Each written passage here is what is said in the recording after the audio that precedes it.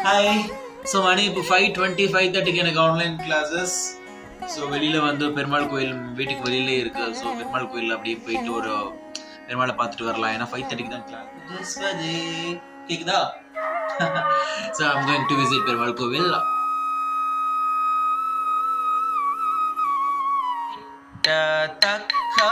One, two, three, four, five, six, 7:30 கோவில் போனேன்.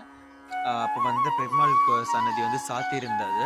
So அதனால் ஜஸ்ட் கும்பிட்டுட்டு சீக்கிரம் ஆன்லைன் செஷனுக்கு ஓடி வந்தாச்சு. இப்போ அகைன் போயிட்டு சுவாமியை கும்பிட்டுட்டு இன்னைக்கு நாள் ஆரம்பிச்சிடலாம்.